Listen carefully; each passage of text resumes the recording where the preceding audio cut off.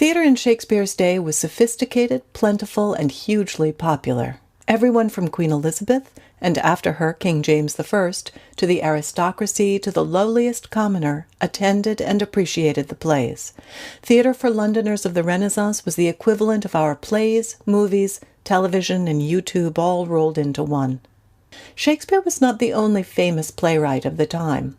The two whose names you should be familiar with because their fame continues to today are Christopher Marlowe, who seems to have been a friend of Will's, and Ben Jonson, who wrote mostly comedies. Neither of these fellows was above getting into a brawl now and then. In fact, Jonson killed an actor in a duel, and Marlowe was killed in a bar fight, finding himself on the pointy end of a knife in the eye. As far as we know, Shakespeare confined his fights to the law courts. The playhouses that most people attended were the public theaters. There were several, and competition for audiences was stiff. The more famous public theaters were the straightforwardly named The Theatre, as well as the Curtain, the Rose, the Swan, the Fortune, and for our purposes the most important, the Globe. The Globe was Shakespeare's theatre, and like many other public theaters, it was located on the south bank of the River Thames. Although there were slight differences in the construction of Elizabethan public playhouses, they shared a great many similarities. To begin with, they were built with a circular footprint, like a giant letter O. In fact, Shakespeare often refers in his plays to this wooden O. Next, they were almost entirely open air, clearly open to the elements. There was no way to darken the theaters and no way to protect from the weather. Plays were produced during the daytime, between the months of May and October, rain or shine. Companies flew a flag above the theater to indicate that there was a performance on that day. The audience sat around the outside edge of the ring in 3 levels. The higher up one sat, the more expensive the seat. Partly this is because the closer one was to the roof, the better the cover on rainy days. But the far more compelling reason to sit higher up was that the elevation gave you a little distance from the 500 or so folks who, for the price of a single penny, could stand in the yard, or the area in front of the stage, and watch the play. They were less than affectionately known as the penny stinkers, then, after 1600, as the groundlings, a term coined by Shakespeare in reference to their resemblance to gape-mouthed fish. The atmosphere in the pit was more like a modern baseball game than what we consider to be polite audience behavior today. Orange girls made their way through the crowd selling snacks, oranges, hazelnuts, wine, beer, sometimes themselves. Audience members talked freely to each other and to the actors. Legend has it they sometimes threw things at characters they didn't like. The stage itself was raised and partially covered by a kind of canopy known as the heavens. The canopy was supported by wooden pillars painted to look like marble, topped with actual gold leaf. The underside of the heavens was also brightly painted with the sun, the moon, and the signs of the zodiac. Gold leaf decorated the edges of the ceiling coffers. Traps were cut into the floor of the stage to allow for sudden appearances or disappearances, for example, ghosts or fairies. The stage extended into the pit so that the audience could surround it on 3 sides.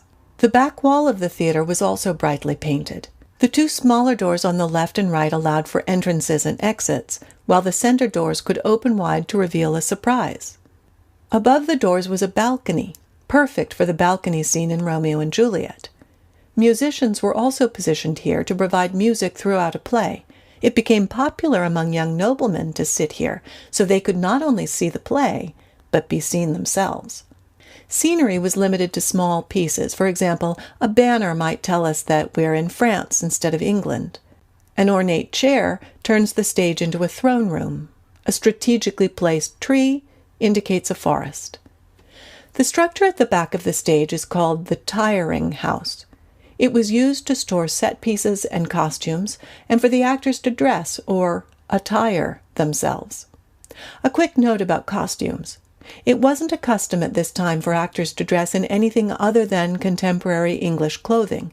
Romeo and Juliet, for example, would dress like 16th century English upper-class teenagers.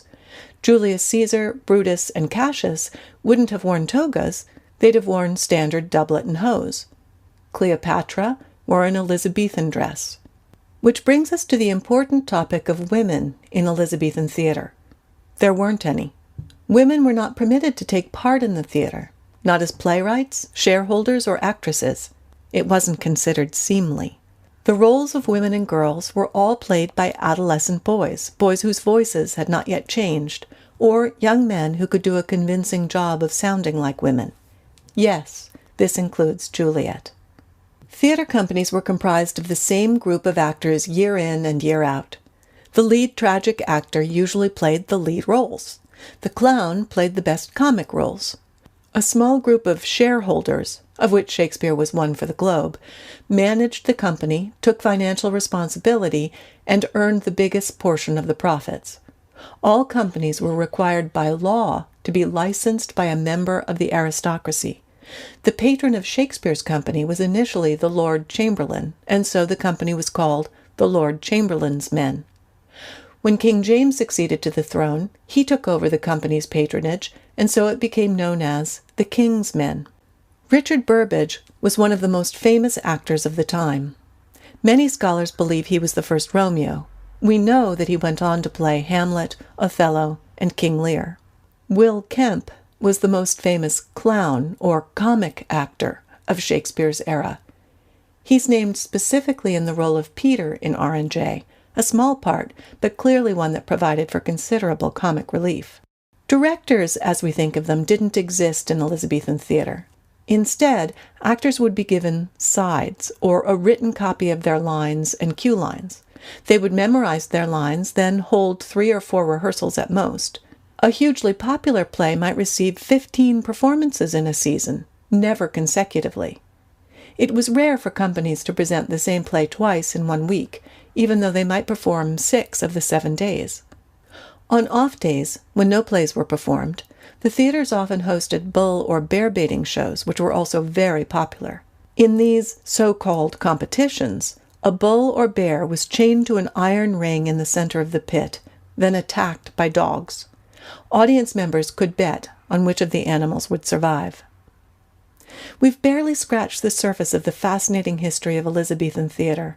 I encourage you to research and explore the public theatres, the private theatres like Blackfriars, other renowned actors, Shakespeare's famous scenic designer Inigo Jones, the children's companies, and any other aspect of this fruitful time that intrigues you.